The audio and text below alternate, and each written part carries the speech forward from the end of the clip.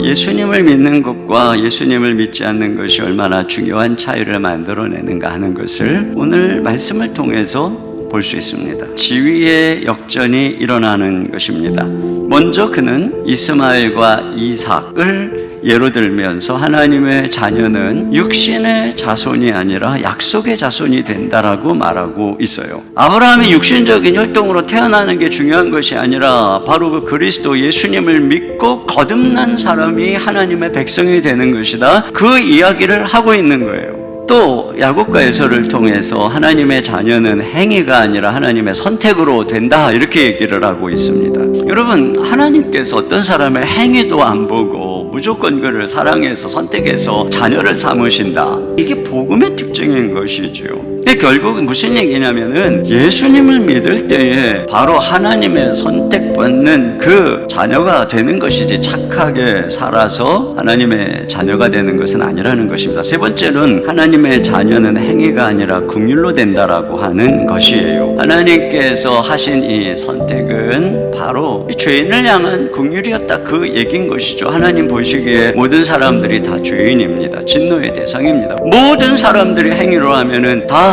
죄인이고, 그런데 하나님께서 긍휼로 구원하신다. 긍휼히 여기셔서 선택하신다. 이것입니다.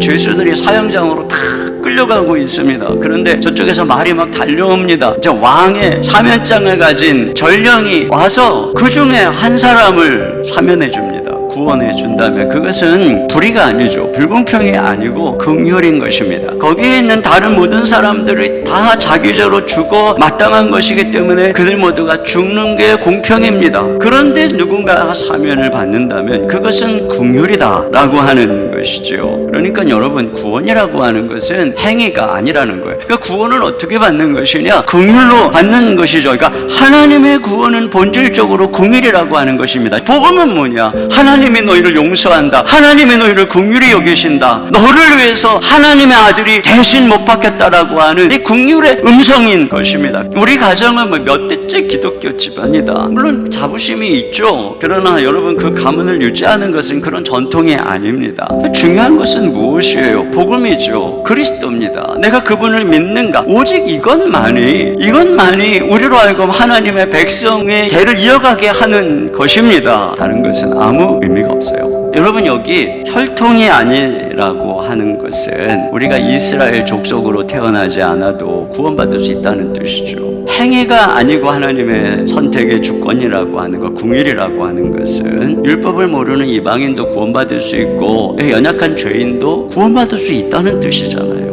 우리 하나님의 선택의 사랑은 그 이스라엘만 사랑하는 편협한 사랑이 아니라 내 백성 아니었던, 사랑하지 않았던 모든 사람들을 사랑하는 사랑이라는 것을 말해주고 있는 것이죠. 하나님의 선택과 주권은 구원의 폐쇄성을 말하는 것이 아니라 구원의 문이 활짝 열렸다는 것입니다.